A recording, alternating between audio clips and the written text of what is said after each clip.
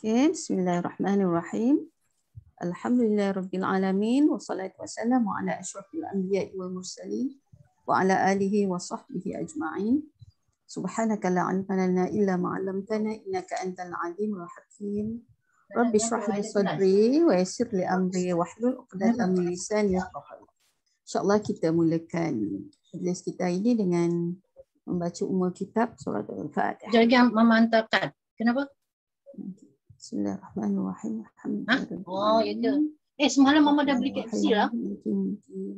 Boleh nak mute Kak Jan. Malam tadi. Kak Jan tinggal cakap pun.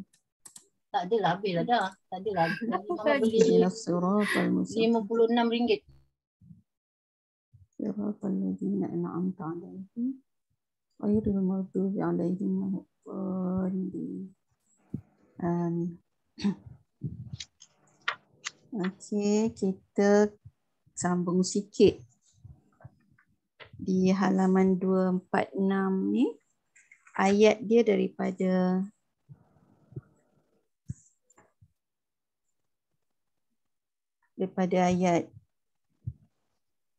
ayat apa? Ayat 20, ayat 20 Suratul Mu'minun.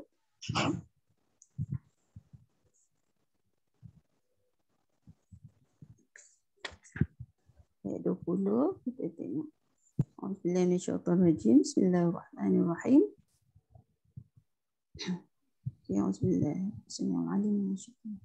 Wa syajaratan tahruju min turi Sainaa tanbutu bid-duhni was-sib'in lil akilin. Di muka surat 246 ni ada ayat di atas tu perenggan kedua tanbutu bid-duh. Kita sampai kat situ.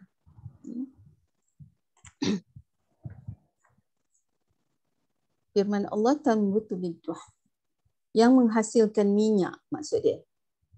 Menurut sebagian ulama, huruf ba yang melekat pada lafaz bid-duh ni adalah zaidah. Ini terus sikit bahasalah. Maksud dia, menurut pendapat yang mengaitkannya dengan fi'il tanbutu, tumbuh, maka makna dari kalimah tanbutu bid-duh ni ialah tumbuhan zaitun itu mengeluarkan minyak atau dihasilkan darinya minyak. Kerana Allah SWT berfirman asibri, yakni menjadi kuah. Penafsiran ini dikemukakan oleh Qatadah maknanya dia sebut, dia kata maksudnya daripada zaitun ni, buah zaitun ni dia boleh apa? Hasilkan minyak, ya. Hasilkan minyak. Dan minyak ni boleh digunakan menjadi jadi bumbu, jadi kuah. Kalau ikut dari segi sains, kandungan minyak zaitun ni dia lemak kan, lemak tak tepu. Daripada buah zaitun itu. Buah zaitun dia kecil-kecil. Dia warna hijau, bila dah masak jadi hitam. Warna hitam. Dia pahit-pahit sikit. Jadi banyak kegunaannya zaitun, buah zaitun. Buah zaitun ni buah syurga lah. Buah syurga, di syurga ada. Ada ainab, ada anggur, ada zaitun, ada rumman, delima. Ini buah zaitun ni buah yang sangat banyak khasiatnya.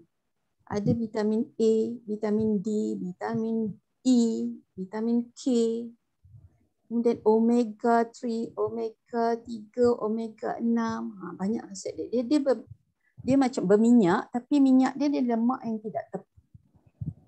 Jadi apa yang Rasulullah suka ni sebenarnya semua apa jenis makanan, buah-buahan yang bagus untuk kesihatan. Ya? Jadi boleh dijadikan kuah. Ya? Jadi kuah ni maknanya minyak tu boleh masuk kalau ikut cara masakan orang Arab. Minyak tu dia letak je ke atas. Letak macam kita buat salad kan. Kita letak kuah, letak jadi macam dressing macam tu lah. Ataupun letak dalam mangkuk, kita nak makan, kita cedok sikit minyak tu. Kita makanlah dengan sayur, dengan lauk-lauk lain lah. Dia kita tak masak. Kalau ikut kajian sains ni, minyak zaitun ni kalau kita masak, dia jadi toksik lah pula. Jadi kita tak boleh jadikan dia minyak untuk menggoreng. Kadang-kadang kita tak tahu yang tu kan. Tengah-tengah panas kita letak tu, kita tunggu sejuk baru letak. Yang eloknya idang waktu makan lah. Macam orang Arab buat, dia letak satu mangkuk kecil ada minyak zaitun tu. Jadi asab menjadi bumbu kuah. Penafsiran ini dikemukakan oleh Qatadah. Sedangkan firman Allah SWT lil akili, bagi orang-orang yang makan. Maksudnya adalah bahawa pada pokok zaitun tersebut terdapat sesuatu yang dapat dimanfaatkan berupa minyak dan bumbu makanan. Bumbu ni apa? Bumbu ni kuah lah kan. Dia punya perencah-perencah lah, tapi sebabkan dia bersifat macam minyak, dia jadi macam kuah lah. Sedangkan firman Allah SWT, Imam Abdul bin Humaid di dalam Musnad dan tafsirnya meriwayatkan sebuah hadis dari Umar bin Al-Khattab radhiyallahu anhu bahawa Rasulullah sallallahu alaihi wasallam bersabda. Rasulullah sallallahu alaihi wasallam ada bersabda, "Iqtadimu bizaiti waddahinu bihi, fa innahu yahruju min syajaratin mubarakah." Bumbuilah makananmu dengan minyak zaitun. Bumbu ni bahasa Indonesia kita nak kata apa? Bagi perasa lah, letakkan perasa kan. Dan makananmu dengan minyak zaitun dan gunakan juga untuk meminyaki rambut dan lainnya. Kerana sesungguhnya minyak tersebut berasal dari sebuah pohon yang diberkati. Hadis ini juga diriwayatkan oleh At-Tirmizi dan Ibn Majah. Jadi hadis Rasulullah SAW. Rasulullah sebut boleh guna minyak zaitun ni untuk apa? Untuk minyak rambut. Ya? Minyak rambut. Bila buat minyak ni, kita boleh guna untuk minyak. Rasulullah letak minyak rambut. Minyak zaitun. Minyak rambut. Kita boleh letak dekat kulit. Dia pelbagai guna lah. Sebab dengan zat-zat yang sesuai untuk keperluan kita lah. Dan sesungguhnya minyak tu berasal, zaitun dia merupakan pokok yang diberkati. Ya. Allah sebut banyak kali dalam Al-Quran. Ya. Pokok buah-buahan, daun-daun, tumbuh-tumbuhan yang ada dalam Al-Quran ni memang anugerah Allah lah. Ya, betul Ustazah. Nak tambah sikit Ustazah? Ya. Okey, doktor pun ada maklumkan hari tu suami saya ada bisul. Then doktor dia memang ada kencing manis lah. And then masa pergi klinik memang doktor pun pesan kat suami saya letak minyak zaitun dekat bisul tu. InsyaAllah baik. Memang betul. Ya. Kita share lah kan. Kan. Mana Rasulullah sebut dalam hadis bermakna kan. Ya betul. Kita buat kajian kan. Even though kalau kita melecet ke kat mana-mana, saya pun sekarang saya memang amalkan. Kalau saya luka ke saya letak minyak zaitun. InsyaAllah. Vitamin E itulah kan. Ya. Minyak zaitun tu apa-apa jenama ke? Yang saya beli ni yang olive oil yang botol. Saya memang minum tiap-tiap pagi. Yang RM119 tu. Dekat Shopee pun ada. Dia tak kira lah apa-apa ya? Olive oil tu brand ke ataupun ni? Saya tak tahulah. Nanti saya tunjuk botol ni. Lagi saya ambil kejap lagi lah ya.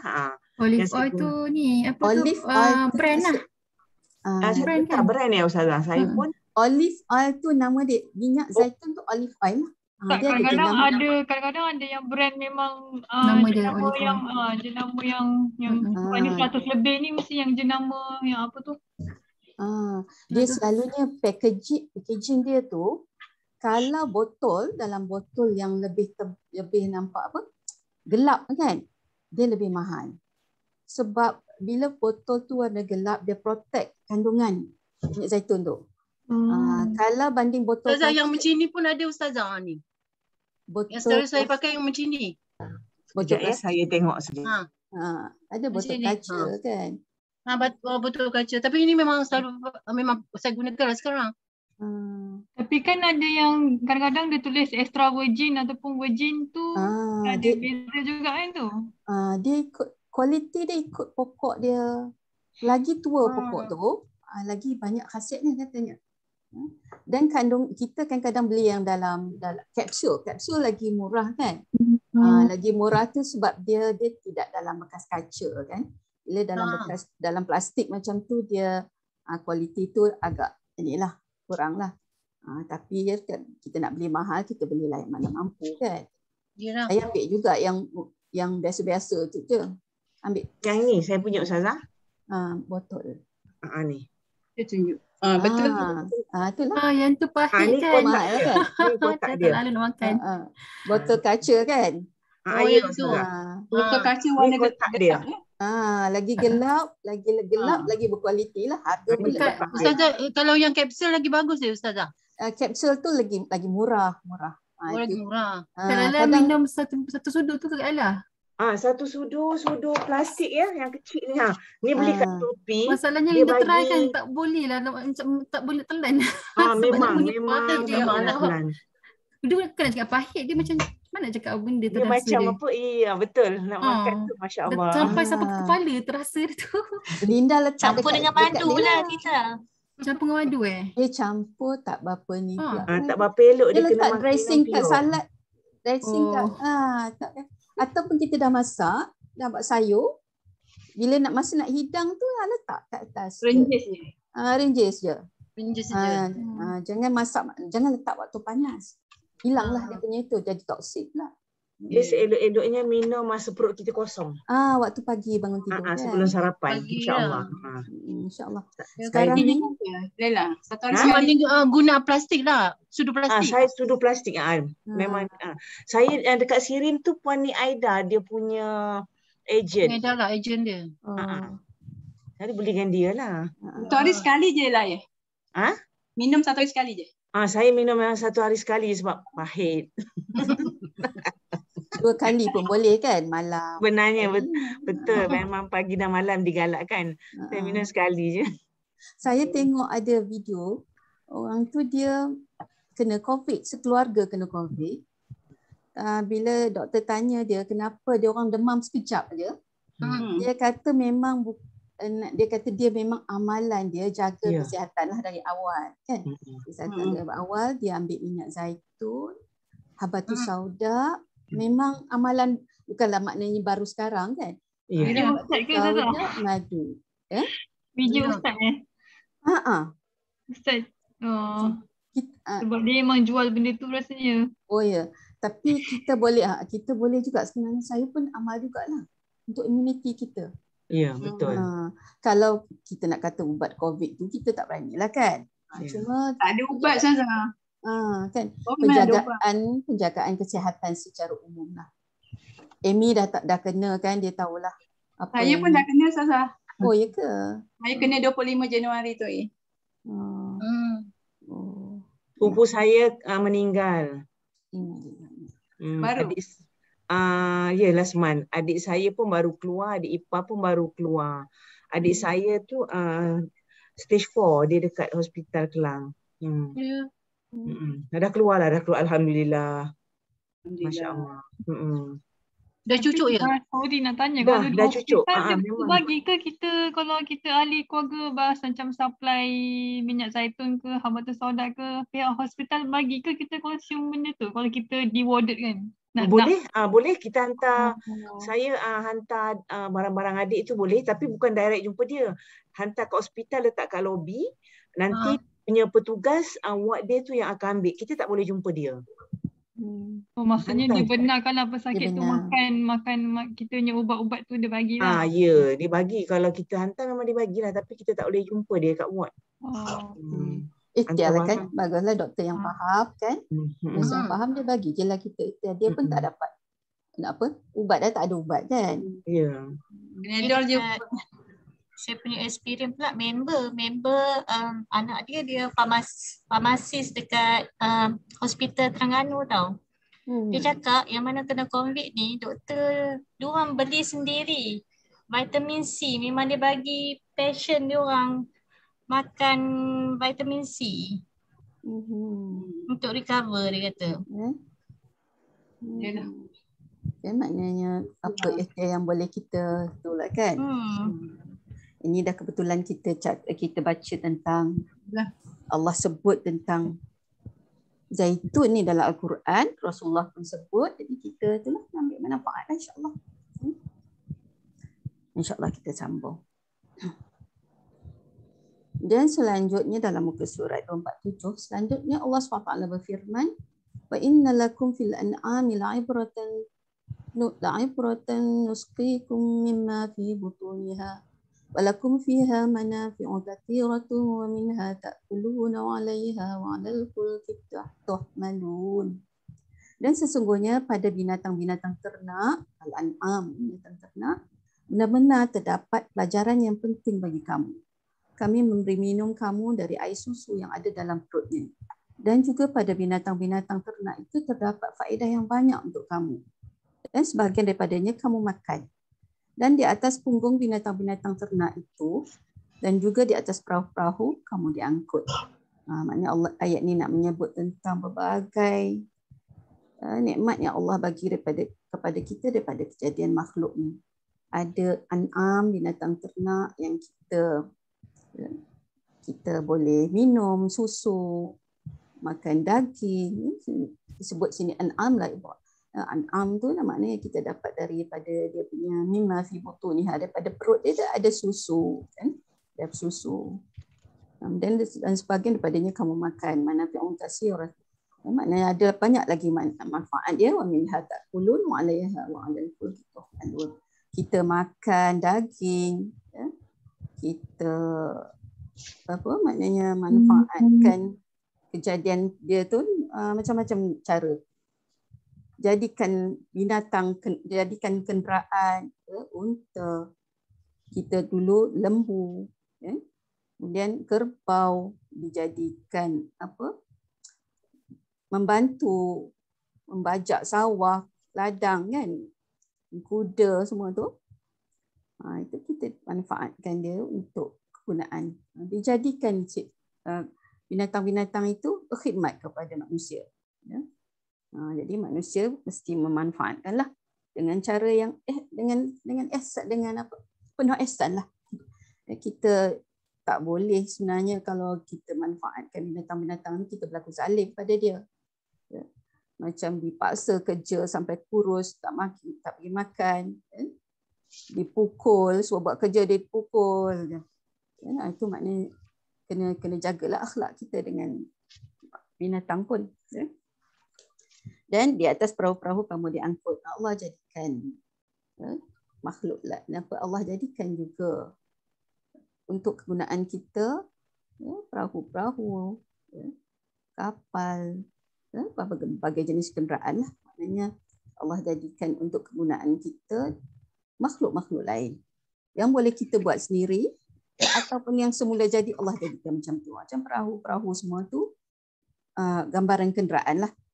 Manusia boleh mencipta berbagai kemudahan dengan kreativiti yang Allah bagi itu, ambil daripada segala sumber yang Allah beri pada kita. Guna kayu, guna batang pokok, guna segalalah apa yang boleh.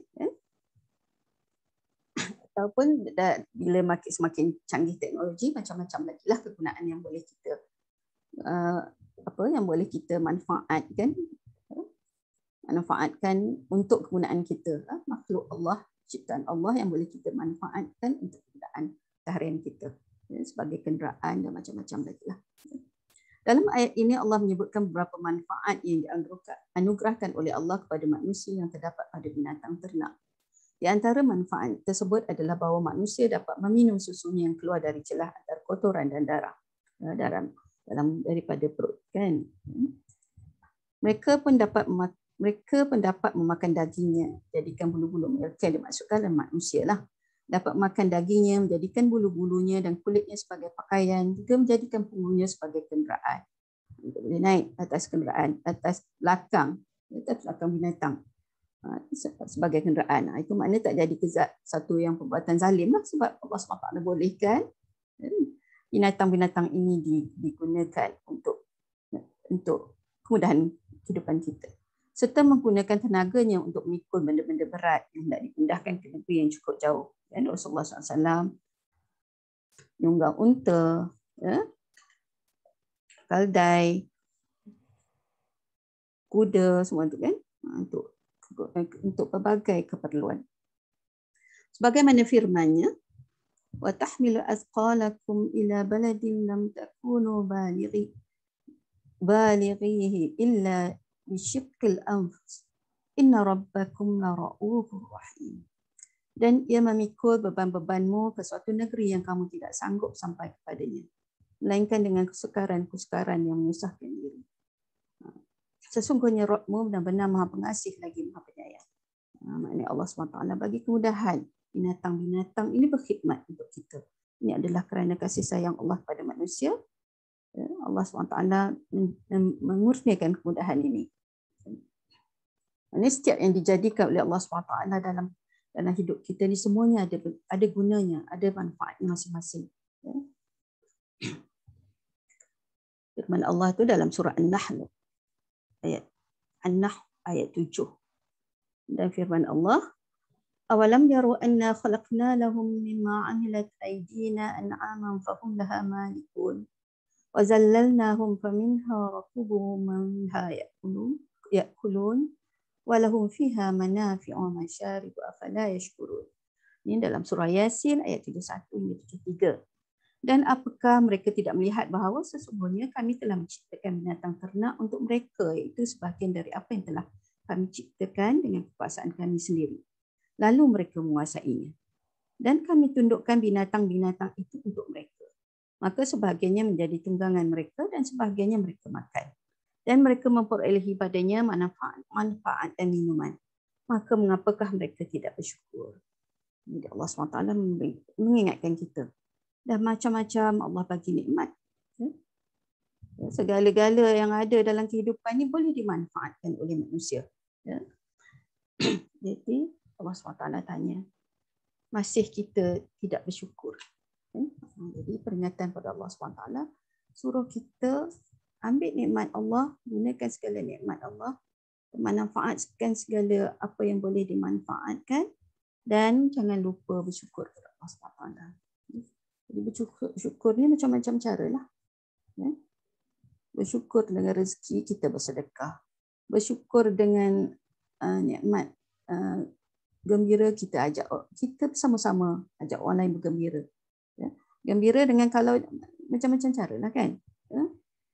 Jaga anak yatim, beri bantuan pada orang yang perlukan, bersedekah melalui zakat, melalui yang wajib, sedekah yang sunat, terutama kepada mereka-mereka yang memerlukan. Jadi kita beri ini selalu pada mereka yang memerlukan lah.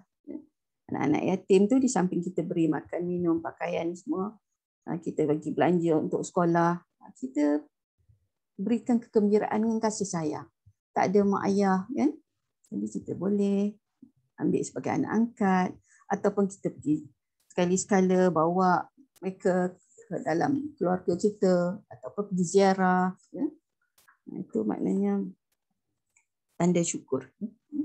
Jadi kita ucap Alhamdulillah, itu sebagai tanda syukur.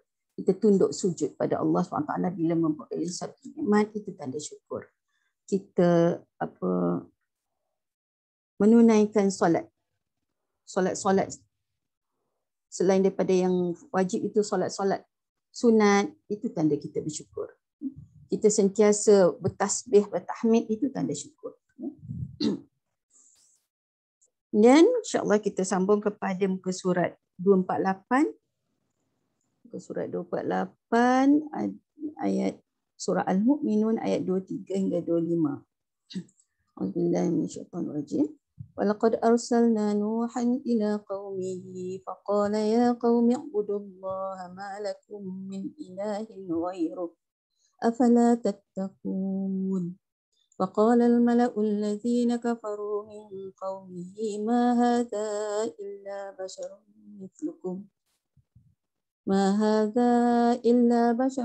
مثلكم يريد أن يتفضل عليكم ولو شاء الله لأنزل ملائكة ما سمعنا بهذا في آبائنا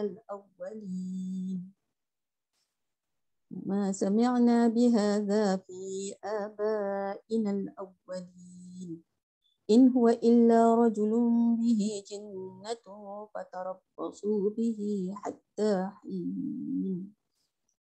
Maksud ayat ini, dan sesungguhnya kami telah mengutuskan Nuh kepada kaumnya. Lalu ia berkata, hai kaumku, beribadahlah kepada Allah kerana sekali-kali tidak ada ilah sembahan yang hak bagimu selain dia. Maka mengapa kamu tidak bertakwa kepadanya? Ini kata Nabi Nuh. Nabi Nuh menyuruh kaumnya supaya beribadah hanya kepada Allah. Ilah ni hanya satu-satunya Tuhan yang disembah. Allah adalah satu-satunya ilah. Ini surah, ini ayat 23. Maka pemuka-pemuka orang yang kafir di antara kaumnya menjawab. Ini kaum Nabi Nuh. Bila Nabi Nuh berdakwah, mereka menjawab. Orang ini tidak lain hanyalah manusia seperti kamu, yang bermaksud hendak menjadi seorang yang lebih tinggi dari kamu. Dan kalau Allah menghendaki, tentu dia mengutus beberapa orang malaikat. Belum pernah kami mendengar seruan yang seperti ini pada masa nenek moyang kami yang dahulu. Ini kata-kata orang kafir, kaum Nabi Nuh, bila mereka menolak, suatu mereka menolak dakwah Nabi Nuh. Itulah kebiasaan jawapan-jawapan orang yang menentang Allah dan Rasul, menentang dakwah Rasul. Ini perkara yang yang jadi hujah dia. Dan ayat 20, itu ayat 24. Ayat 25, in huwa illa rajulun bihi jinnatun fatarabbasu bihi hatta hayy. Mereka kata lagi, ia tidak lain hanyalah seorang laki-laki yang berpenyakit gila. Ini tuduhan orang kafir kepada para nabi biasa macam tu. Ia tidak lain hanyalah seorang laki-laki yang berpenyakit gila. Maka tunggulah, sabarlah terhadapnya sampai suatu waktu. Ini kata-kata mereka. Tuduhan-tuduhan orang kafir terhadap Nabi Nuh. Jadi kisah Nabi Nuh alaihi salam dan kaum, kita tengok huraian. Allah menjelaskan kisah Nabi Nuh alaihi salam manakala Allah mengutusnya kepada kaumnya untuk memberikan peringatan kepada mereka tentang siksa Allah, tentang azab Allah, murkanya dan azabnya bagi mereka yang menyekutukannya, menentang perintahnya dan mendustai para rasul. Ini jawapan mereka. Ini kata-kata Nabi Nuh. Faqala ya qaumi ubudullaha ma lakum min ilahin ghairuh afala tattaqun. Lalu Nuh berkata, hai kaumku, sembahlah oleh kamu Allah. Sekali-kali tidak ada ilah bagimu selain dia. Sembahan yang hak. Ilah tu sembahan yang hak. Dan kita banyak kali itu sentuh tentang ilah Allah sebagai Allah, hanya Allah yang layak sebagai ilah. Maka mengapa kamu tidak bertakwa kepadanya? Ini dakwah Nabi Nuh. Maksudnya, tidakkah kalian takut daripada azab Allah di saat kamu menyekutukannya dengan yang lain? Jadi ajakan Nabi Nuh seperti mana ajakan ataupun dakwah nabi-nabi lain, ya, mengajak manusia, mengajak kaumnya menyembah Allah. Hanya Allah SWT sahaja yang layak disembah. Jadi mengajak mereka meninggalkan amalan syirik, amalan yang selama ini mereka lakukan. Maka pemuka-pemuka orang yang kafir di antara kaumnya menjawab, ma hadza illa basharun mithlukum yuridu an yatafaddala 'alaikum. Orang ini tidak lain hanyalah manusia seperti kamu yang bermaksud hendak menjadi seorang yang lebih tinggi dari kamu. Ini tuduhan, fitnah. Fitnah yang dilemparkan oleh pemuka-pemuka, ketua-ketua di kalangan umat Nabi Nuh. Mereka berkata kepada orang lain, kata dia ni hanyalah manusia biasa macam kita, ya, yang bermaksud hendak menjadi seorang yang lebih tinggi dari kamu. Amat nak mencari kedudukan, nak mencari nama. Dia manusia seperti biasa, orang biasa macam kita. Dia ni memang ada niat. Itu tuduhan mereka. Subhanallah. Jadi itulah tuduhan yang biasa dilemparkan kepada para nabi dan rasul. Dituduh nak cari orang biasa macam kita, tapi nak cari pangkat kedudukan, nak cari nama. Maksud perkataan mereka ialah ia ingin lebih tinggi darjatnya, lebih besar pengaruhnya dari kamu dengan cara mengaku sebagai nabi. Padahal ia hanyalah manusia biasa seperti kamu. tuduhan mereka macam itulah. Itulah yang dihadapi oleh orang yang menyampaikan kebenaran. Seperti mana yang dihadapi oleh para nabi dan rasul, dituduh macam-macam. Gila pangkat, nak kedudukan, nak cari nama. Mengapa pula wahyu itu harus datang kepadanya, bukan kepada kamu? Walau sya Allah la anzala malaikah. Dan kalau Allah menghendaki, tentu dia mengutuskan berapa orang malaikat. Kata mereka lagi, kalau Tuhan nak, kalau Allah nak, dia akan utus malaikat. Takkan dia lantik manusia seperti kita je. Tentulah malaikat lebih baik. Seandainya dia berkehendak untuk mengutuskan seorang nabi, nescaya dia akan mengutuskan seorang malaikat dari sisinya, bukan seorang manusia biasa. Itu kata mereka. Ma sami'na bihadza. Belum pernah kami mendengar seruan yang seperti ini. Maknanya seruan yang ajak orang biasa, ajak orang lain kepada kebenaran.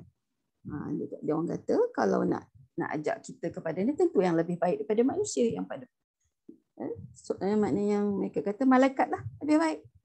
Tapi Allah SWT Maha mengetahui. Allah tak utus malaikat. Allah utus manusia. Rasul daripada nabi dan rasul daripada kalangan manusia. Tentang diutusnya seorang nabi daripada kalangan manusia. Fi abainal awwalin. Pada masa kata mereka, pada masa nenek moyang kami terdahulu. Maksudnya para orang-orang terdahulu lah, pada orang-orang tua yang hidup pada zaman yang telah berlalu. Dia kata, in huwa illa rajulun bihi jinnatun. Dia tidak lain hanyalah seorang lelaki yang penyakit gila. Mereka tuduh Nabi Nuh cari nama, pangkat, kedudukan. Dia kata tak layak sebagai rasul, nak ajak kita ke menyembah Allah. Kalau Allah nak lantik, Allah akan lantik malaikat lebih baik daripada kita. Itu kata-kata mereka. Ya? Tapi Allah tak lantik malaikat, Allah lantik manusia sebagai rasul. Manusia biasa sebagai rasul. Ini Allah SWT Maha mengetahui bahawa manusia yang dilantik itu adalah sesuai untuk manusia. Allah lantik rasul, nabi dan rasul daripada kalangan manusia, itulah yang terbaik. Nak mengajak sesama manusia kepada kebenaran. Allah tak lantik malaikat kerana Allah Maha mengetahui rasul adalah layak dan sebaiknya daripada kalangan manusia sendiri. Jadi macam-macamlah tuduhan mereka. Tak nak beriman tu. Dia kata, kemudian kata mereka lagi, ia tidak lain hanyalah seorang lelaki yang penyakit gila. Ini tuduhan mereka. In huwa illa rajulun bihi jinnah. Tuduh nabi gila, rasul gila. Gila dengan anggapan bahawa Allah mengutus dirinya kepada kamu dan menganugerahkan secara khusus kepadanya sebuah wahyu. Jadi, biasalah. Kata sakit jiwa, orang sakit jiwa lah. Kita kata sakit jiwa, mengaku nabi, mengaku rasul pula. Jadi itu tuduhan mereka. Tuduhan mereka, bukan kita kata. Ya? Jauh sekali para nabi dan rasul daripada sifat-sifat yang buruk. Ya? Sifat-sifat kekurangan. Allah pilih para nabi dan rasul orang paling sempurna di kalangan manusia. Mereka adalah, kita tengok dari segi kejadiannya, fizikalnya, dari sifat akhlaknya, dari segi sejarah kelahiran mereka adalah orang-orang yang hebat yang telah Allah pilih. Ini tuduhan-tuduhan ini adalah tuduhan mereka yang melampau, ya, yang tidak menerima ajakan para nabi dan rasul untuk beriman pada Allah SWT. Mereka lebih suka dengan cara nenek moyang mereka. Lebih suka dengan amalan syirik. Tak nak bawa perubahan. Jadi, tuduhan-tuduhan itu sengaja dilemparkan kepada para nabi, para rasul. Ini tuduhan kepada Nabi Nuh. Itu juga para nabi sebelumnya. Itu juga kepada Nabi kita Muhammad SAW. Macam-macam mereka buat. Dia tuduh kata, asalnya mereka kenal para nabi. Seperti mana umat Nabi Muhammad SAW dah kenal dengan Nabi Muhammad SAW. Digelar sebagai Al-Amin dari kecil. Mereka kenal Muhammad SAW sebagai seorang yang tinggi akhlaknya, mulia akhlaknya. Tetapi bila Nabi SAW, Rasulullah SAW menyampaikan kebenaran, mereka mula tak boleh terima. Mulalah tuduh-tuduhan itu lahir. Begitulah kepada Nabi Nuh, bila ajak kepada kebaikan, mulalah mereka fitnah macam-macam. Ya. Dan mereka sebut lagi fatarabbasu bihi hatta hayy. Maka tunggulah, sabarlah terhadapnya sampai satu waktu. Ini kata mereka. Ya. Kita macam seolah kata tengoklah nanti apa yang akan berlaku. Tengoklah, kan? Ini kata-kata mereka, tuduhan mereka atau fitnah daripada mereka. Dan bersabarlah kalian sejenak hingga kalian dapat bersenang-senang menyaksikan kehancuran. Kita tengok. Maka tunggulah, sabarlah terhadapnya sampai satu waktu. Ya, kita tengok. Ini fa'ilah rajulin. Bila dengan dapat buat Allah mengutus ini kepada Nabi nak berhasil. Kita tunggulah kalian. Kan? Mereka macam sumpah lah. Maka tunggulah kalian sampai kecelakaan datang menimpanya. Tapi Allah Maha mengetahui. Ya. Orang kata apa? Akan terbukti bahawa mereka benar dan Rasulullah, Nabi Allah Nuh alaihissalam di sini, mereka kata tak betul. Ini apa, membawa satu yang direka-reka sendiri. Mereka fitnah sebagai orang yang sakit jiwa. Ya, kita pun tak sampai hati, tak tergamak nak sebut perkataan gila, kan. Ya.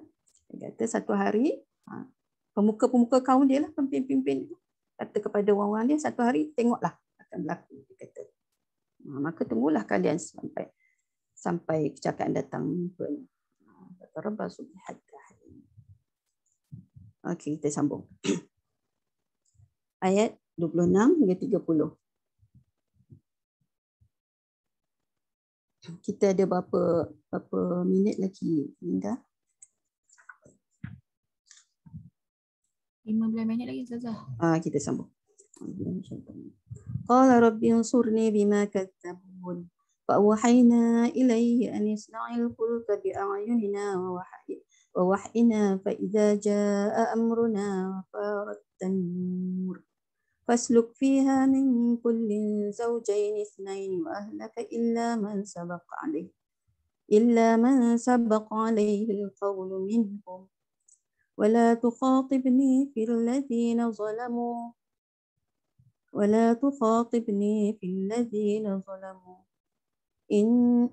إنهم مغرقون فإذا استويت أنت ومن معك على الفلك فقل الحمد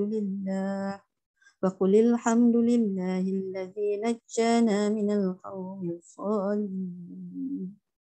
Dan ayat Allah SWT sambung ayat ni. Ya. Maksud ayat ni, Nabi Nuh berdoa, Ya Rabbku, tolonglah aku kerana mereka mendustakan aku. Nabi Nuh nadah tangan berdoa pada Allah, minta Allah SWT, minta Allah tolong. Ya. Kerana mereka telah mendustakan dia. Fitnah macam-macam. Ya. Lalu kami wahyukan kepadanya, buatlah bahtera di bawah. Allah SWT sebut. Allah SWT memerintahkan Nabi Nuh, buatlah bahtera di bawah pengawasan dan petunjuk kami. Maka apabila perintah kami telah datang dan tanur telah memancarkan air. Tanur ini, yang dimaksudkan dengan tanur ialah semacam alat pemasak roti yang diletakkan di dalam tanah, terbuat dari tanah liat. Biasanya tidak ada air di dalamnya. Terpancarnya air di dalam tanur itu menjadi suatu alamat bahawa banjir besar akan melanda negeri itu. Ini tanur. Tanur ni kita kadang biasa tengok dalam TV, kan. Gambar orang Arab, orang Turki, apa semua, dia masak dalam dapur tanah, kan. Dapur tu dalam tanah. Dia nak masak kambing ke apa, tu dapur dalam tanah. Tempat tu kering. Maka apabila perintah kami telah datang dan tanur telah mancarkan air, tiba-tiba keluar air daripada tempat kat dapur tu. Kan? Di situ tak ada air, keluar air. Ada alamat lah. Maka masukkanlah ke dalam bahtera itu sepasang dari tiap-tiap jenis dan juga keluargamu, kecuali orang yang telah lebih dahulu ditetapkan akan ditimpa azab di antara mereka. Jadi Allah SWT suruh semua naik kapal tu. Dan janganlah kamu bicarakan dengan aku tentang orang-orang yang zalim, kerana sesungguhnya mereka itu akan ditenggelamkan. Ada orang yang akan ditenggelamkan. Ini Allah sebut dalam surah dalam ayat 27. Apabila kamu dan orang-orang yang bersamamu telah berada di atas bahtera itu, maka ucapkanlah, segala puji bagi Allah yang telah menyelamatkan kami dari orang-orang yang zalim. 28. Dan berdoalah, ya Rabbku, tempatkanlah aku pada tempat yang diberkati, dan engkau adalah sebaik-baik yang memberi tempat. Ayat 29. Sesungguhnya pada kejadian itu benar-benar terdapat beberapa tanda kebesaran Allah. Dan sesungguhnya kami menguji hamba-hamba dengan diutusnya para rasul. Okay. Kita tengok uraian. Allah Subhanahu Wa Taala menceritakan tentang Nabi Nuh alaihissalam bahawa ia berdoa kepada Rabbnya Tuhan kan, Tuhan yang Maha Kuasa, supaya ia diberikan pertolongan dalam menghadapi kaumnya. Sebagaimana firman-Nya di surat yang lain menggambarkan tentangnya dalam ayat yang lain ya. Fada'a rabbahu anni maghlubun fantasir. Maka dia mengadu kepada Rabb-Nya bahawasanya aku ini adalah orang yang dikalahkan. Oleh itu tolonglah aku. Ini dalam surah Al-Qamar ada cerita Nabi Nuh. Ada cerita Nabi Nuh, ada satu lagi surah tentang surah Nuh. Surah Nuh kan. Dalam surah Al-Qasas ada cerita-cerita para nabi, masuk ada cerita Nabi Nuh. Sedangkan pada ayat ini Allah berfirman, qala rabbi ansurni bima kadzdzabun. Nuh berdoa, ayat ni lah, ayat tadi kan kita baca. Maka pada saat itu pula Allah SWT memerintahkan kepada Nabi Nuh untuk membuat perahu. Ya Rabb, tolonglah aku kerana mereka mendustakan aku. Kemudian Allah SWT perintahkan supaya buat perahu, buat kapal besar. Membangunkannya dengan kokoh dan kuat serta masukkan ke dalam kapal itu sepasang dari setiap jenis haiwan, tumbuh-tumbuhan, buah-buahan, manusia dan makhluk hidup lainnya. Naik sepasang-sepasang. Burung, ya semualah. Burung, kambing, apa saja binatang yang ada. Dan ia pun diperintahkan untuk membawa keluarganya, membawa bersama keluarganya. Disuruh Nabi Nuh selamatkan mereka semua tu dan orang-orang yang beriman disuruh naik ke kapal yang dia dah buat tu. Masa di dalam Al-Quran dia tak ceritalah Nabi Nuh buat kapal tu macam mana kan. Kalau ada cerita kapal tu dibuat macam mana itu maknanya ada unsur daripada cerita lain lah. Dalam Quran tak cerita. Unsur-unsur penceritaan daripada unsur Israiliyat lah. Banyak-banyak ditambahkan. Kalau benda tu tidak menjejaskan akidah, kita boleh dengar je lah. Kita baca je lah. Di dalam Al-Quran tak sebut dengan detail, tapi Allah SWT suruh buat kapal besar, suruh bawa semua naik. Makhluk-makhluk, binatang, semua tumbuhan. Satu-satu sepasang-sepasang. Maknanya Allah SWT suruh naik, nak selamatkan, akan ada kehidupan baru bermula daripada sepasang-sepasang ni lah. Kalau kita tengok dalam budaya masyarakat kita kan, apa yang kita nampak dalam gambaran tentang Nabi Nuh kapal ni. Kisah ini kan kisah Ashura kan. Kita kan buat Ashura bulan Muharram kan. Itu dalam budaya masyarakat kita buat Ashura tu dicampur macam-macam. Ada kacang, ada pisang, ada jagung, ada keledek, ada macam-macam lah. Itu kalau yang utara dia manis buat Ashura, tapi campur macam-macam segala jenis kacang yang boleh letak lah. Kalau Ashura lain negeri lain rasa. Lain rasa. Kalau pantai timur lagi banyak dia daging, ayam, rempah, kan? Ada manis, ada pedas, segala jenis rempah. Itu katanya sebagaimana Nabi Nuh buat kapal, ajak semua naik, semua ada atas tu. Jadi segala yang ada tu dicampurkanlah jadi bubur tu. Maknanya untuk sebagai persediaan makan lah. Tapi Al-Quran tak cerita semua. Tak cerita semua tu. Bulan Muharram kalau kita nak buat waktu lain pun boleh buat bubur. Kita buat bubur tu maknanya tak boleh kalau kita kaitkan dengan kisah Nabi Nuh ni, Al-Quran tak cerita macam tu. Jadi budaya kita tu maknanya ada dalam budaya kita dikaitkan dengan kisah Nabi Nuh buat persiapan kan. Jadi kita kata Quran tak ceritalah. Kita nak buat boleh buat kan. Kita boleh buat bulan Muharram ni yang penting dalam bulan Muharram ni kita puasa Ashura itu. Jadi kita pun ambil nama bubur tu Ashura kan. Ashura tu hari ke-10 yang kita puasa itu. Itu je yang ada sunnah.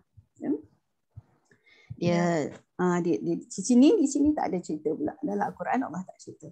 Itu budaya kita lah. Budaya kita bila para ulama mengatakan maknanya kita sunat banyak. Banyakkan berpuasa di bulan Muharram. Rasulullah banyak puasa. Hari Ashura sunat puasa. Ashura tu maknanya hari yang ke-10 kan? Okey, kita tengok illa man sabaqa alaihi alqaul. Kecuali orang-orang yang lebih ditetapkan akan ditimpa siksaan di antara mereka. Maknanya di antara orang-orang yang umat Nabi Nuh ni ada yang Allah SWT tak izin selamatkan. Tak payah naik kapal tu. Tak boleh naik kapal tu. Yang ini orang-orang yang telah ditetapkan oleh Allah bahawa mereka akan binasa. Dan mereka ini pun tak nak naik. Allah SWT Allah dah tahu mereka tak naik. Jadi yang naik itu yang beriman je lah. Mereka Nabi Nuh, anak dia sendiri tak nak naik. Ahli keluarga dia tak nak naik.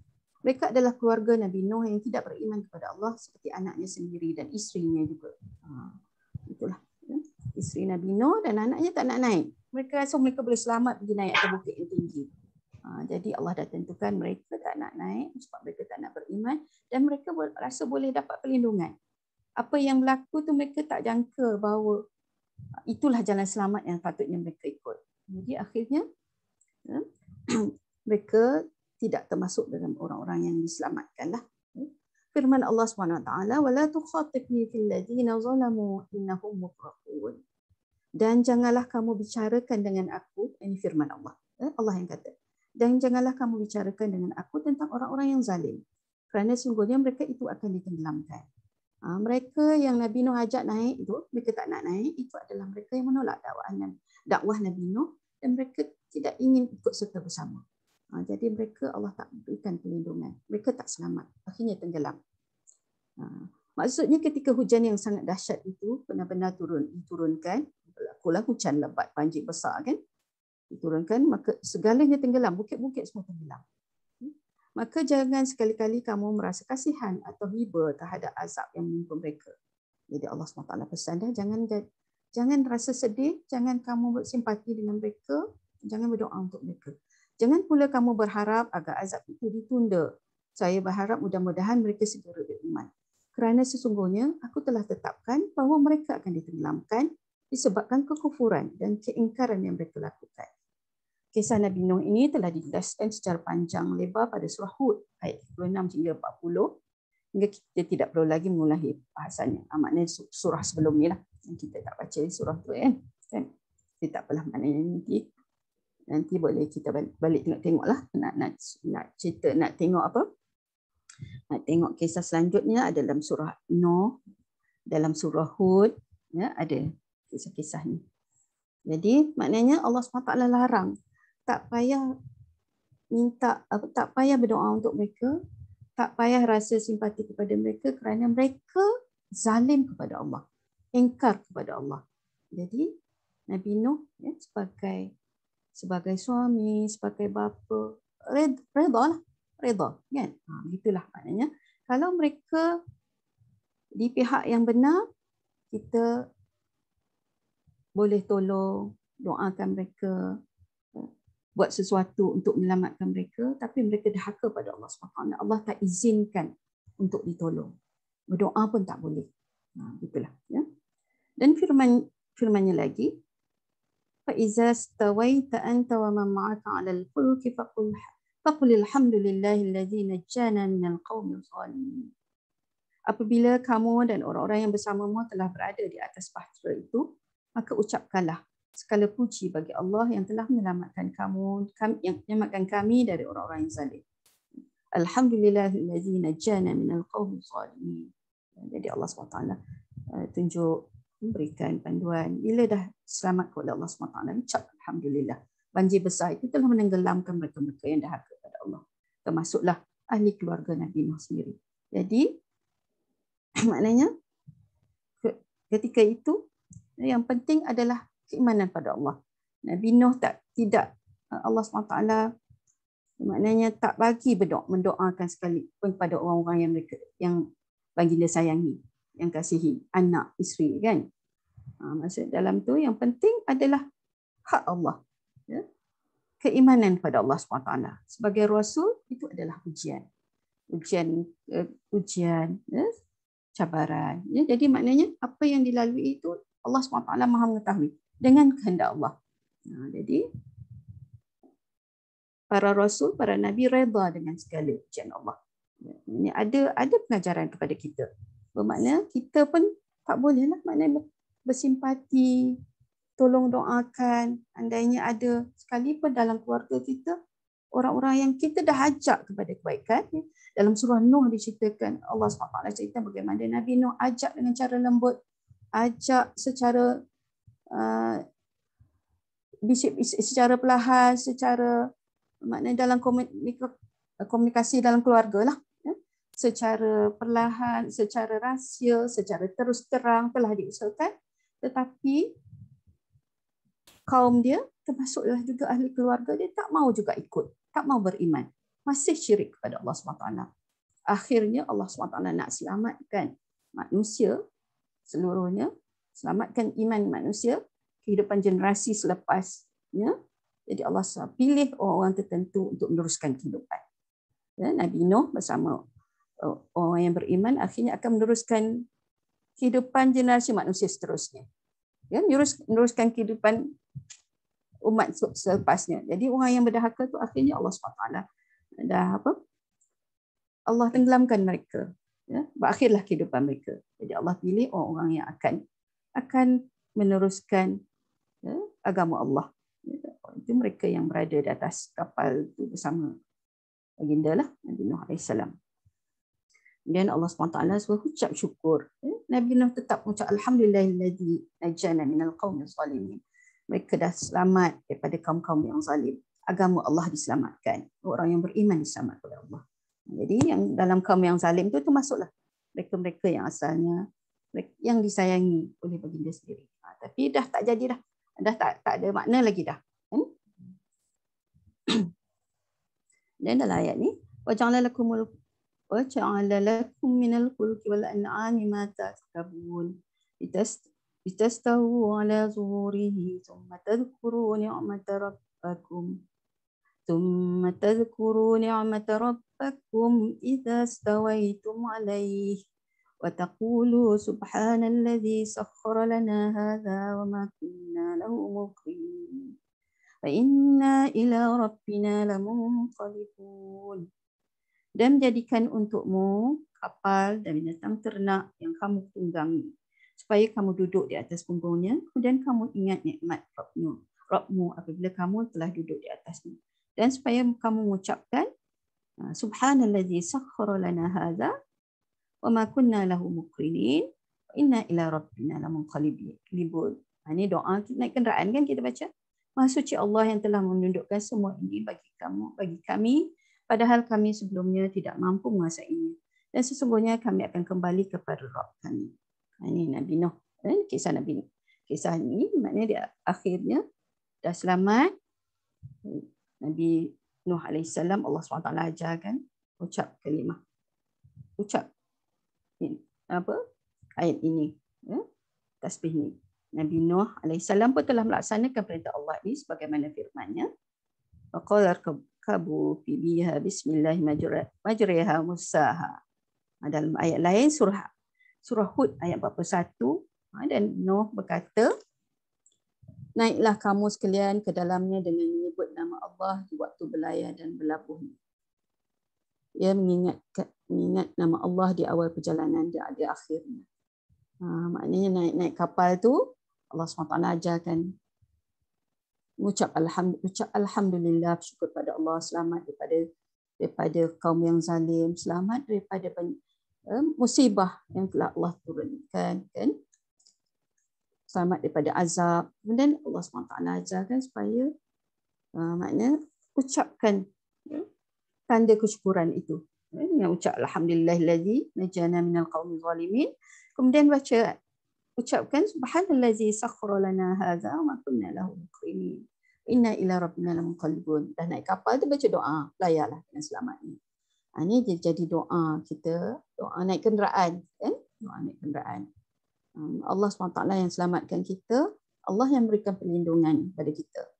Jadi kita naik kenderaan, naik je baca doa ni. Dan firman Allah SWT, "Waqur rabbi anzilni munzalan mubarakan wa anta khairul munzilin." Dan berdoalah. Waqul Allah berfirman pada Nabi Nuh, berdoalah. Ya Rabbku, tempatkanlah aku pada tempat yang diberkati dan engkau adalah sebaik-baik yang beri tempat.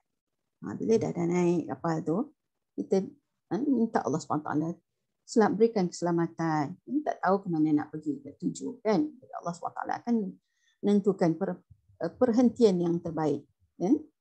Allah berikan keselamatan pada semua, bersyukur dan kita minta terus keselamatan daripada Allah SWT. Firman Allah, inna fi zalika laayat. Sesungguhnya pada kejadian itu benar-benar terdapat beberapa tanda ayat kebesaran Allah. Maksudnya bahawa pada peristiwa ini orang yang beriman diselamatkan dari azab Allah, sedangkan orang-orang kafir dibinasakan.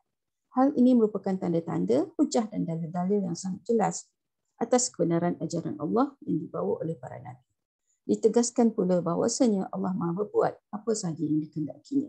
Allah Maha Kuasa dan Maha mengetahui segala sesuatu. Firman-Nya lagi, "In kunna lamubtalin." Dan sungguhnya kami menguji hamba-hambanya dengan diutusnya para rasul. Maksudnya, sungguh kami benar-benar menguji segenap hamba dengan diutuskannya para rasul sebelum azab itu menimpa mereka. Jadi Allah SWT selamatkan mereka yang beriman kepada para rasul. Para rasul ini merupakan apa? Sebutnya in kunna lamubtalin. In kunna lamubtalin. Dan sungguhnya kami menguji hamba-hambamu dengan diutuskan para rasul. Lamubtalin ini ujilah. Allah uji umat manusia yang mana nak ikut, yang mana tidak ikut, yang mana nak beriman, tidak beriman ni dengan adanya para rasul. Para rasul menyampaikan kebenaran, menyampaikan ajaran Allah, mengajak manusia kepada jalan selamat. Jadi siapa nak selamat tak selamat ini bergantung pada penerimaan mereka kepada Rasul. Ini ajakan Rasul inilah menjadi penyelamat. Kalau nak selamat, ikut. Kalau tak nak selamat, kalau tak ikut, akan ada azab Allah. Ada azab Allah. Ini Nabi Nuh AS telah berdakwah kalau ikut tempoh dakwah ni dekat 1000 tahun. Nabi Nuh berdakwah. Ada pandangan. Ada yang menyebut 950 tahun Nabi Nuh berdakwah. Akhirnya yang ikut adalah naik kapal tu lah. Yang naik kapal tu je lah. Tak ramai. Tak ramai. Dekat 1000 tahun tak ramai. Itu je kan yang ikut. Maknanya itu bukan mudah lah. Nak mendakwah kepada jalan kebenaran ni bukan mudah. Dan Allah SWT Maha mengetahui siapa yang dipilih untuk ikut dan siapa yang dipilih untuk tidak ikut. Yang terpilih. Ya? Yang terpilih je lah. Yang terpilih. Ada sebab lah. Mereka dari awal tak mau terima kan? Kata macam-macam. Maknanya anak Nabi Nuh dan isteri dia pun daripada awal pun tak nak terima lah. Tak nak terima. Bukan maksud waktu tu je dia tak nak, memang dari awal dia tak nak terima. Orang yang beriman tu memang dari awal ikut. Ataupun ada juga yang ketika itu mereka ikut kan. Allah SWT Maha mengetahui siapa yang dipilih. Jadi peristiwa ini berlaku setelah beberapa lama perjalanan hidup Nabi Nuh. Akhirnya berakhir dengan naik kapal pergi tempat lain. Pindah dari tempat tu dah dilanda banjir. Al-Quran tak sebut banjir besar ni berlaku di mana. Tapi ada yang kata sebut di apa tempatnya nama dia ada di tempat, tapi Al-Quran tak sebutlah nama tempat ada dalam surah lain tak sebut juga nama tempat berlaku peristiwa. Wallahu a'lam bishawab. Jadi itulah mudah-mudahan kita ambil Iktibar kan? Ambil iktibar, ambil ibrah. Maknanya ajakan Rasul ini adalah untuk kita. Dakwah para Rasul adalah untuk kita. Ingat apa Zaza? Sekarang ni kan orang ada yang menentang untuk ambil vaksin kan? So, kita nak kata macam mana ada sebab kenapa kita kena ikut kan. Dulu tak berlaku dalam Al-Quran, tak sebut tentang benda ni. Rasulullah pun tak sebut kan, tak berlaku dulu. Tapi kita tengoklah panduan kita adalah dari segi maslahah tu. Kenapa kita kena ambil kan? Sebab apa kita kena ambil? Kita kena jaga nyawa, kena jaga nyawa. Nyawa lah ni dalam bab vaksin ni, nyawa lah. Maknanya kita kena ikhtiar. Macam-macam ikhtiar kita kena buat. Kalau kita tak ambil disebabkan kita ada pilihan lain, kita tak boleh juga paksa kan? Yang penting ada ikhtiar. Tentang vaksin ni, pihak-pihak yang berwajib telah melakukan berbagai usaha kan? Siapalah kita kan nak kata ni, kita boleh, kita jagalah diri, jaga kesihatan kita, cara makan kita semua. Kita beribadat kepada Allah SWT. Kemudian kita kalau kata kena ambil ubat, ambil vaksin, kena ambil. Kalau kena juga, Linda dah kena, siapa dah kena tadi kan? Kan masing-masing dah kena. Itu ada juga di situ hikmahnya. Kan kita merasa sendiri penderitaan. Masa sakit tu Allah bagi pahala. Orang lain tak dapat yang tu. Orang yang kena kan dapat ganjaran itu. Yang selamat ada Allah SWT bagi hikmah di situ. Hapuskan dosa-dosa. Waktu kita sakit, sabar tu hapuskan dosa. Kan? Itu bukan free kita nak dapat tu. Allah bagi ujian. Allah SWT Maha Pengasih. Bagi ujian, bagi pahala. Yang tak dapat diselamatkan pun, yang meninggal, ada bahagian mereka kalau mereka redha. Kan? Kita kata syahid kan? Syahid akhirat. Syahid akhirat. Itu sebut syahid dunia. Ada orang dulu sebut syahid dunia. Tapi syahid akhirat. Di akhirat. Orang sebut syahid dunia pun ada, syahid akhirat pun ada. Kan? Dia tengok dekat tu, tanyalah Ustaz TV3 minggu. Dia kata syahid akhirat kan. Syahid akhirat maknanya di akhirat mendapat balasan di sisi Allah. Di dunia diuruskan seperti biasa kan. Jadi maknanya setiap ujian akan ada ganjaran di sisi Allah. Yang penting kita lah, yang penting kita, penerimaan kita. Setiap apa yang berlaku itu semuanya adalah ujian kepada Allah SWT. Dan Allah SWT tunjuk kisah Nabi Nuh ni kan. Anak isteri sekalipun yang disayang. Bila dah derhaka pada Allah, kita tak boleh bersama mereka lagi.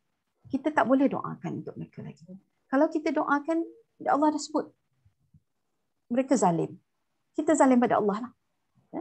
Jadi para nabi, para rasul buang sifat rasa sedih, sifat rasa simpati itu kerana apa? Kerana Allah. Kerana Allah. Okeylah. Jadi kita yang penting kena usahalah kan. Dakwah ni Nabi Nuh dah berusaha lama kan, dah berusaha sangat lama. Tak ada tempoh yang lebih lama lah dalam menyampaikan kebenaran ni. Kalau kita tengok contoh kan, Nabi Nuh paling lama. Jadi kita ni apa benda je kita buat kan. Nak ajak anak, nak ajak suami, nak ajak adik-beradik kawan pun, kita tak ada apa lagi pun langsung kita buat. Jadi kita kena usahalah. Ikhtiar kena ada. Yang memberikan keselamatan adalah Allah SWT.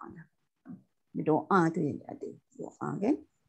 Doa kita, Rabbana atina fid dunya hasanah. Fil akhirati hasanah. Hasanah kan. Rabbana hab lana min azwajina wa dzurriyyatina qurrata a'yun. Minta keluarga kita selamat, anak zuriat penurunan kita kan, selamat dunia akhirat. Okay. Wallahu a'lam bissawab. Jadi kita berhenti sinilah, masa pun dah macam dah lebih ya. 12 dah. Okey. Dah patut masuk kerja dah ya. Okey, jadi kita akhiri di sini. Kalau sudah 25. Ya.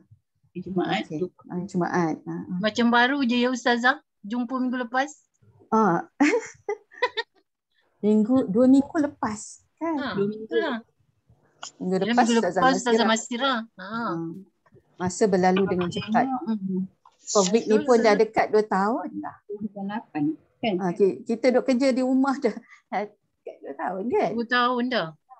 Kalau Ustazah masih mengajar ke? Tak mengajar. Dah pencen. Dah pencen Ustazah. Mengajar sendiri-sendirilah. Yalah. Tengok office pun nampak macam usang. Kalau kita tak duduk, bangunan kan dia jadi macam... Betul Ustazah, kalau rumah pun macam tu. Tinggal 2 tahun tinggal 2 tahun. Nampak macam kering kan? Yalah. Macam tak ada nur. Dia tak ada roh. Tak ada. Dia pun tak ada roh. Bangunan pun ada kita kan? Ada kita ada dari segi fizikalnya ada kan? Carbon dioksida, oksigen semua tu ada kaitan dengan benda-benda juga kan. Dan bila tak kena air kering, bila air kering kita tengok macam dia bilang macam lah kering. Marau kan macam. Kan. Okay. Kau pun tak balik Shah Alam Jam? Dekat 2 tahun lebih dah arwah ayah. Kita tak jumpa. Betul lah. Balik ke kampung rumah. Duduk dekat Sungai Besar je Ustazah. Rumah mak ayah, rumah Saka lah. Buat rumah baru sana. Rumah sendiri lah. Rumah kampung lah saya. Mak ayah tu kakak yang tunggu Rumah mak ayah kakak yang tunggu sebab dia yang jaga mak ayah kan dulu. Masa tu akak kerja kat Shalom. Jam promote dia. Jam ada chalet Ustazah. Kena promote. Boleh lah Ustazah, sekarang tengah buat renovate. Boleh kan. Sibuklah juga kan. InsyaAllah mudah-mudahan nanti kita boleh macam biasa kan. Ya betul Ustazah. Lama tak tengok kat luar. Lama tak tengok tempat lain. Ya betul. Lama tak balik kampung. Tengok jalan highway pun tak lalu. InsyaAllah. Mudah-mudahan kan. Tadi saya dengar ada bulan 9 ni insyaAllah dah tak boleh buka tak? Bulan 10, bulan 9 ke awal bulan 10. Dah tak jadi pandemik kan? Maknanya kita seterusnya akan hidup macam ni lah. Hidup dalam apa? Endemik. Maknanya macam malaria apa semua tu kan. Macam dah jadi sebahagian daripada kehidupan. Bila dah ada ni kita kena jaga cara norma baru lah pula kan. Vaksin dah majoriti dah semua kan. SOP lah. SOP berterusan lah. Saya rasa macam nak pakai purdah terus lah. Kan rasa macam selesa kan. Bukan selesa apa. Lebih selamat. Allah nak latih kita pakai purdah sebenarnya. Allah nak latih kita. Ya betul Puan Laila. Ramai orang dah terus tutup kan. Yang tak pakai tudung, pakai tudung. Lepas tu pakai tudung ramai pula. Jaga kebersihan, jaga kesihatan, pemakanan kita kan. Banyak benda Allah nak ajar kita. Nak remind balik. Kan? Itulah. Ada yang tewas, yang berjaya akhir nanti. Kan kita sekarang masih dalam perjuangan kan. Ya Allah, mudah-mudahan Allah letak kita dalam husnul khatimah. InsyaAllah. Akhir tu akan pergi juga kan macam mana. Ya betul. Okay, jadi kita akhirilah kan. Kita punya pertemuan hari ini dengan membaca tasbih kafarah dan surah doa. Kita baca doa. Subhanallah dan dia asyhadu an la ilaha illa anta. والعصر إن الإنسان بسم الله الرحمن الرحيم والعصر إن الإنسان إلا الذين آمنوا وعملوا الصالحات أعوذ بالله من الشيطان الرجيم بسم الله الرحمن الرحيم الحمد لله رب العالمين حمدا حميدا حمدا شاكرين حمدا يوافي نعمه ويكافئ مزيدا يا ربنا لك الحمد كما ينبغي جلال وجهك وعظيم سلطانك اللهم صل وسلم على سيدنا محمد وعلى آله وصحبه أجمعين اللهم إنا نسألك سلامة في الدين وعافية في الجسد وزيادة في العلم وبركة في الرزق وتوبة قبل الموت ورحمة عند الموت ومغفرة بعد الموت اللهم هون علينا في سكرات الموت ونجاة من النار والعفو عند الحساب اللهم اغفر لنا ذنوبنا ولوالدينا وجدنا وجداتنا ومشايخنا لأزواجنا لأبنائنا لأخواتنا لأبنائنا لمن أوصانا بالدعاء ولمن أحسن إلينا جميع المسلمين والمسلمات برحمتك يا أرحم الراحمين. ربنا هب لنا من أزواجنا وذرياتنا قرة أعين واجعلنا للمتقين إماما.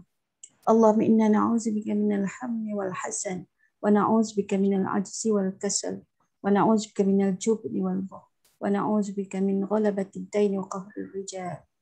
اللهم إنا نعوذ بك من الجنون والبرص والجذام ومن سيء الأسقام. بسم الله الذي لا يضر مع اسمه شيء في الأرض ولا في السماء وهو السميع العليم. بسم الله الذي لا يضر مع اسمه شيء في الأرض ولا في السماء وهو السميع العليم. بسم الله الذي لا يضر مع اسمه شيء في الأرض ولا في السماء وهو السميع العليم. ونعوذ بكلمات الله التامة من شر ما خلق. ربنا لا تزغ قلوبنا بعد إذ هديتنا وهب لنا من لدنك رحمة إنك أنت الوهاب. اللهم اختم لنا بحسن الخاتمة ولا تختم علينا بسوء الخاتمة. ربنا آتنا في الدنيا حسنة وفي الآخرة حسنة وقنا عذاب النار. وصلى الله على سيدنا محمد وعلى آله وصحبه وسلم. سبحان ربك رب العزة عما يصفون وسلام على المرسلين والحمد لله رب العالمين. تقبل الله منكم. صلى الله على سيدنا محمد. Terima kasih Ustazah. Sama. Terima kasih semua. Assalamualaikum. Waalaikumsalam warahmatullahi wabarakatuh. InsyaAllah. Terima kasih Jumpa lagi. Ustazah. Okey, sama.